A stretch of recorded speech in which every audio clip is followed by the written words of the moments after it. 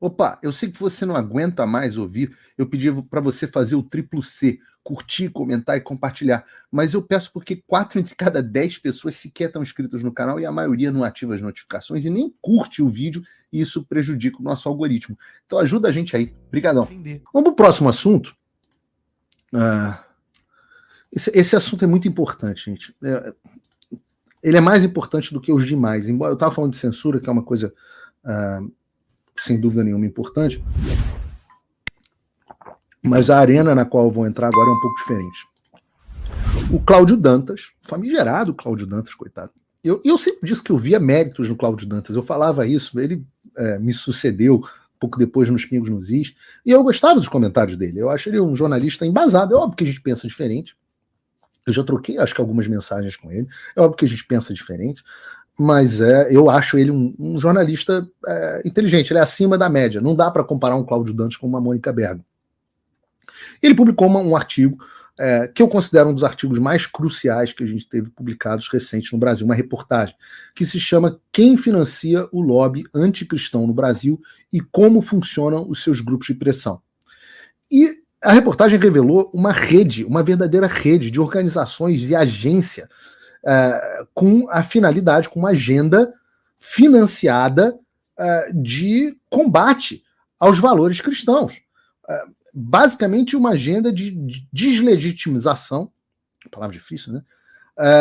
Dos valores fundamentais cristãos. E eu estou falando aqui de temas, inclusive, como o aborto, como a família, como a sexualidade. Então, basicamente duas formas.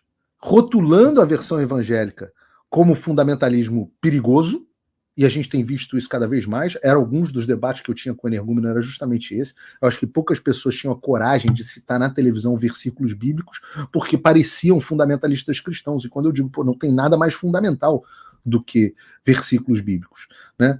E a outra vertente é a proposta de uma versão moderada da Bíblia, dos valores cristãos, né? E nós temos um crescimento gigantesco, até na minha igreja de origem, não de origem, mas na igreja que eu ainda sou membro no Brasil, e na qual o Vladimir também, que vai entrar aqui conosco, também, a igreja presbiteriana começou a ter uma vertente liberal defendendo coisas absolutamente inacreditáveis. A igreja católica foi totalmente tomada pela teologia da libertação. Então, a gente vai ver como essas organizações, eu recomendo que vocês abram a reportagem está aqui no site do Paulo Figueiredo Show, a reportagem é do Cláudio Dantas, mas está aqui com os devidos créditos, colocada aqui no site, né, do Paulo Figueiredo Show, para a gente ler sobre tudo, né? Mas são organizações que usam uma fachada acadêmica para atacar líder evangélico na mídia, se alinha a uma elite cultural e ataca a visão evangélica. Vocês viram como o que passou o André Valadão recentemente no Brasil? Agora, o que é mais interessante, e isso vale a gente discutir, é quem são as pessoas que estão financiando essa visão anticristã. E quando a gente vai atrás, a gente encontra as mesmas organizações que financiam a agenda de censura do TSE. A Ford Foundation, por exemplo, e a Open Society, do Jorge Soros. Para discutir esse assunto com mais profundidade, sem mais delongas, eu vou trazer aqui o meu querido amigo de anos, de muitos anos, Vladimir Filho. Vladimir, que faz comigo todos os domingos, para você que não sabe, o Estudo Bíblico Racional, onde nós estamos no episódio, 38, Vladimir? Tem mais de 35, né? Eu também não sei de cabeça agora. É muito tempo. Mais de 35, eu acho que 38. Estudos bíblicos. Cada semana a gente vai lá, seleciona um trechinho da Bíblia e faz uma análise profunda sobre esse estudo com visões diferentes. A minha visão é diferente da visão do Vladimir, que é diferente da visão do nosso querido Gerson Gomes, e é isso que torna o estudo tão rico. Vladimir, obrigado por ter aceitado participar aqui do Paulo Figueiredo Show. Eu queria perguntar para você que me trouxe essa reportagem no nosso grupo lá do Estudo Bíblico, te chocou ver o que está acontecendo? Boa tarde, Paulo. Boa tarde, a sua enorme audiência. Primeiro dizer que é uma honra minha estar aqui contigo, é um prazer, né? Você sabe como eu te admiro, como eu acho que você faz um trabalho aí sensacional, e estar aqui podendo falar contigo e com a tua audiência, para mim, é uma honra muito grande. Paulo, sim e não, né? Aliás, já faço até aqui um insight, vocês estão nos ouvindo, quem já fez aí, quem é aluno do Fim da América e já fez o módulo 2 do Fim da América, sabe que nada disso é novidade, né? O Paulo mostra isso brilhantemente. O que, para mim, também achei, concordo contigo, a reportagem é super interessante, né? Como o Paulo colocou aqui, o Cláudio Dantas, ele joga a luz, ele puxa um fio de uma trama que é muito maior, né? Ele está jogando luzes ali num financiamento de um conluio, vamos dizer assim, de institutos de pesquisa, agências de informação e ONGs, supostamente cristãs, que promovem uma mesma pauta e recebem um mesmo tipo de financiamento, né, para passar uma agenda, né, uma agenda muito bem definida, inclusive. E o que chama atenção, dentre vários pontos aí, Paulo, você me diz aí quanto a gente quer conversar sobre isso, senão a gente fica aqui até amanhã falando. Mas, assim, o que eu acho interessante é da gente perceber como... Vamos caminhando, porque esse é um assunto muito importante, viu, Vladimir? Fica à vontade. Beleza. Eu acho, assim, o que está por trás do aqui é um movimento que a gente chama de cristianismo progressista, né, que eu e você, inclusive, queremos explorar isso em outras searas, né, e a gente pode falar aqui um pouquinho sobre que movimento é esse. Mas o meu primeiro insight sobre essa questão é que a gente deve perceber que essas pautas, elas não são orgânicas. Assim, a força dessas pautas, né, elas não vêm da igreja. Elas não brotam de lideranças teológicas da igreja. Essas pautas, elas estão sendo empurradas para dentro da igreja por meio de um artifício mesmo, né? Algo artificial, né? Eu brinco assim, Paulo, assim, se você pega as pautas que esses institutos aqui colocam para frente, e a gente pode aqui comentar algumas delas, né? Que, como você bem falou, é tentar taxar nas posições bíblicas tradicionais sobre casamento entre homem e mulher, sobre proibição de aborto, sobre a soberania de Jesus Cristo sobre todas as coisas, sobre a autoridade das escrituras, taxar nessas pautas o selo de fundamentalista, intolerante, fascista, né? E isso acaba sendo quase que um target, né? Naqueles que ainda têm a coragem, digamos assim, de se pautar sobre isso publicamente. Então, é como se essas produções, né, é um esquema. Você entra dinheiro para produzir pesquisas com um viés muito claro. Essas pesquisas, por sua vez, fornecem subsídios para artigos com verniz acadêmico, né, de supostos pesquisadores, PhD, seja o que for, que vão valer desses dados que foram produzidos por esses institutos. E esses artigos, por sua vez, vão ser colocados na mídia e na boca de pessoas influentes, né, para ressaltar isso aí, espalhar essas informações, né, sendo que todos esses elos estão recebendo recursos dos mesmos locais, né? E assim, eu vou dar um exemplo dos recursos, Vladimir, só para ilustrar o que você está dizendo, tá? Porque não é pouco dinheiro. Não. O NetLab recebeu ao menos 7,5 milhões do governo e de ONGs nacionais e internacionais para produzir papers com verniz acadêmico na tentativa de criminalizar a atuação digital de políticos e influenciadores de direita. Esse está falando da conexão que eu mencionei aqui no início do programa, porque a mesma turma que financiou a criminalização do discurso de direita e a censura nas redes sociais, né, através de papers acadêmicos, essa é a mesma turma que está financiando agora essa agenda de anticristã. Dentre os financiadores do grupo de pesquisa da UFRJ estão a Open Society Foundation, do Jorge Soros, a Ford Foundation e o Instituto Galo da Manhã. Essas mesmas entidades também integram um conjunto de patrocinadores do Instituto de Estudos da Religião, ICER, que nos últimos 5 anos, ICER parece até nome de divindade pagã, né, cara? Né? A deusa Iser, né? É verdade. Que nos últimos 5 anos embolsou cerca de 20 milhões de reais em doações dessas e de outras entidades via projetos firmados com poder público. As receitas do ISER se multiplicaram no período, saltando de 2,1 milhões em 2019 para 5,3 milhões em 2023. No ano passado, segundo o balanço da entidade, A Open Society Foundation do Jorge Soros e a Ford Foundation repassaram quase 3 milhões. São as maiores doadoras. O Galo da Manhã, outro instituto de esquerda, 110 mil. Outras somas importantes via Fundo Brasil de Direitos Humanos, que também atua como intermediária de doações. Eles usam, além do dinheiro, eles usam intermediários, e isso é muito comum. A Open Society Foundation, a Ford Foundation, a Oak Foundation, que é outra importante, que também patrocina o NetLab lá da censura. Eles distribuem o dinheiro para ONGs intermediárias, e essas ONGs intermediárias distribuem o dinheiro para as ONGs finais. É muito dinheiro, né? O ICER diz atuar na produção de conhecimento qualificado, na incidência do debate público e na articulação social, com ênfase na religião, sempre a favor de uma sociedade justa, inclusive sustentável, que já deveria ser aqui uma né? SG, né? A pauta é SG dentro da igreja. Mas, Vladimir, que pautas são essas? Então, vamos lá.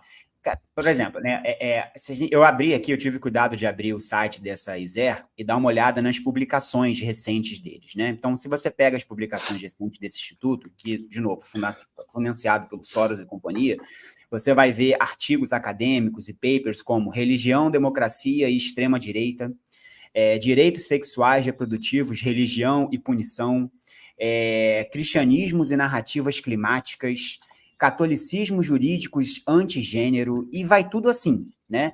E aí, se você pega e vê quem tá... por exemplo, eles têm uma publicação recente que também dá até uma certa repercussão, chamada Dicionário para Entender o Campo Religioso, que se você for entrar ali, misericórdia. E aí, se você pega... Eu vou tomar a liberdade, Vladimir, de abrir esse troço que você está falando, porque parece mentira.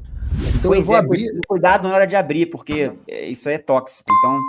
eu sempre falo aqui para o pessoal da audiência e tal, para eles tomarem cuidado. Agora eles podem colocar o traje de hazmat deles, né? Aquele traje dos filmes americanos. Mas isso que você está falando é absolutamente verdadeiro. Deixa eu ver se eu consigo colocar. iser.org.br/publicações. Você vai dar uma olhada aí na. Tá aqui. Deixa eu botar. Peraí, deixa eu contar uma telinha. Ver que não é conspiração. Você clicar ali em publicações. Aqui, ó. Aí, ó. Cristianismo e narrativas climáticas. Religião, democracia e a extrema-direita. Direitos sexuais e reprodutivos, religião e punição. Catolicismos. Cara, isso aqui é muito impressionante. Paulo, e a gente pode dar um passo além. Se você entra aí no site do ISER e vê quem são as pessoas que estão por trás, você vai ver que, por exemplo, o diretor de programa deles é uma figurinha carimbada no meio evangélico, quem é da igreja sabe quem é, chamado Ronilson Pacheco. O Ronilson Pacheco é alguém que tem uma coluna muito conhecida no meio da esquerda cristã no Intercept Brasil, né? E ele publica coisas como, né? Por exemplo, por que você precisa conhecer a família Valadão? Clã por trás da Lagoinha, que é negócio de target, né? Missões evangelizadoras têm que entrar no rol de investigados pelo genocídio Yanomami. Igrejas conservadoras são incubadoras da extrema-direita caso o governo Lula não mude a forma de lidar com elas. Vai nessa toada, né? E você quer pior ainda, Paulo? Se você for ver lá entre o conselho dessa ISER, existe uma pastora luterana chamada... deixa eu ver aqui... cadê o nome dela? Aqui. Luz Marina Garcia. A Luz Marina Garcia teve bastante repercussão no início do ano, porque ela fez uma carta direcionada ao Lula e à Gleisi, foi publicada até no Brasil 247. Se alguém tiver a coragem de abrir e jogar o nome dela, Luz Marina Garcia Brasil, Carta a Lula, vocês vão achar esse site lá. E ela teve, assim, pra você ver de quem a gente está falando, quem está recebendo recursos para publicar que tipo de coisa, né? Tá ela aqui na tela. E ela é uma pastora luterana, e aí, basicamente, ela propõe nessa carta duas coisas, né? Eu vou até citar aqui, ela fala o seguinte, olha, essa realidade, né, do fascismo e tal, aliás, Paulo, eu descobri uma expressão recente, a fascistização das igrejas, olha só que bonito, né? Ela fala o seguinte, que essa realidade precisa ser mudada, e aí diz, ó, para enfrentar essa realidade, é preciso incorporar teólogos e teólogas que tenham a capacidade de elaborar argumentos bíblico-teológicos que promovam a releitura do arcabouço conceitual. Bonito, né? O que ela está dizendo, né? Você me perdeu aí, Vladimir. Oi? Eu perdi aí, ficou confuso para mim esse raciocínio. Então, ela está escrevendo, ela escreve uma carta ao Lula para dizer, né, por que o Lula não está dando atenção para as lideranças de esquerda evangélicas, que ele não está dando atenção para essa galera, que a galera ajudou ele a ser eleito e o Lula não dá atenção para elas. E aí ela descreve o que, na visão dela, é esse cenário das igrejas sendo cooptadas por forças de extrema-direita, é o que está no imaginário da esquerda, e ela propõe algumas soluções para isso, né, nessa carta que foi divulgada abertamente. E aí ela diz o seguinte, que para enfrentar essa solução, para enfrentar essa situação de supostamente a extrema-direita dominar as igrejas evangélicas, esse papo da esquerda, ela fala o seguinte, que para enfrentar essa situação, é preciso incorporar teólogos e teólogas que tenham a capacidade de elaborar argumentos bíblico-teológicos que promovam a releitura do arcabouço conceitual. O que ela está dizendo? Gente que vai ganhar dinheiro para escrever em publicações como essa aí, que a gente está vendo aqui. É isso que ela está dizendo aqui, que publicações como essa devem ser promovidas. E aí ela vai além. Ela defende que o Ministério da Educação, o MEC, nosso querido MEC, deveria estabelecer os currículos dos seminários no Brasil e que as igrejas, para serem abertas, deveriam pedir autorização ao governo. Você vê que beleza, né? Uma pastora luterana está pedindo isso. Isso, abertamente. De novo, nossa audiência aqui, joga o nome dela, Brasil 247. E não é orgânico, né? Ela está pedindo isso e está ganhando uma... Eu expliquei aqui no programa a diferença entre o orgânico e o organizado. Eu estava ouvindo. Eu vi que você estava aqui conosco. O Alexandre deveria saber essa diferença a essa altura do campeonato. Mas não é orgânico. É definitivamente organizado e muito bem pago. Sim. E esse é o ponto para mim, Paulo. Assim, gente distorcendo a Bíblia sempre houve. Desde que o mundo é mundo, né? Esse não é o ponto. Sempre vai ter gente propondo interpretações diferentes, tentando verter a Bíblia para se encaixar no que ela entende como correto. Isso aí sempre aconteceu. O que a gente está trazendo, o que essa matéria do Cláudio Dantas traz para a gente, que eu acho que é importante para a gente ter essa noção, é que o tamanho disso é artificial. Que isso existiria, mesmo sem ninguém ganhar dinheiro. O meu ponto é que isso acaba tendo a repercussão que tem, principalmente entre esses meios que estão malcomunados, né, por uma situação artificial. Isso é artificialmente promovido. E aí, Paulo, assim, eu digo muito claro, eu sou um cara que, você sabe, eu vivo na igreja, né? Sou filho de pastor, sou presbítero na minha igreja, eu vivo o mundo da igreja. Se você pega um desses pastores aí, que eu fico brincando que é pastor GNT, que é essa galera aí que vai sendo chamada nesses grupos, que é mais um que senta ali para corroborar o que está sendo dito e bater na igreja, né? É um pastor que está ali para referendar o que está sendo dito ali. Nunca é a visão profética de denunciar o que está errado. É o cara que senta ali na roda dos escarnecedores, né, para fazer coro com eles. Mas pega um sujeito desse, imagina, assim, a realidade aqui no Brasil, a igreja típica brasileira é uma igreja pequena, em torno de 100 membros, de maioria negra, pentecostal, talvez da Assembleia de Deus. A igreja típica brasileira é essa. Não são as megas igrejas, são igrejas pequenas. Pega um sujeito desse, bota num púlpito, manda ele pregar. Ele não vai terminar o sermão. Não vai terminar, não vão deixar ele terminar o sermão, vão enxotar ele dali. Por quê? Porque não tem, isso não é orgânico, isso não nasce no seio da igreja. Entendeu?